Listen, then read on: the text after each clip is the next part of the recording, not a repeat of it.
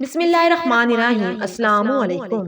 Reminder for girls, مجھے بہت افسوس اور دکھ ہوتا ہے جب میں اپنی پوری یونیورسٹی یا کسی بھی جگہ پر لڑکی اور لڑکے کو یوں کھلے عام ہاتھ پکڑے ہوئے دیکھتی ہوں، وہ بھی بنا کسی جائز رشتے کے۔ جب ان لوگوں کو ایک دوسرے کے آگے پیچھے بھاگتے ہوئے دیکھتی ہوں، جبکہ سب کو یہی پتا ہے کہ یہ لوگ ایک دوسرے کے لیے نام محرم ہے۔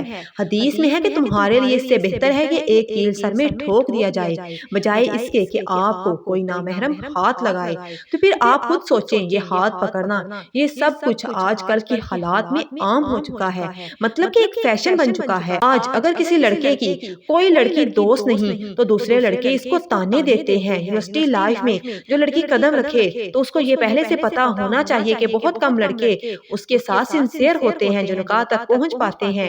جن کو پہلی نظر میں کوئی لڑکی اچھی لگے تو وہ اپنی پسند کو نکاح کا نام دیتے ہیں، ورنہ یہاں پر بہت لوگ ٹائم پاس ہی کرتے ہیں۔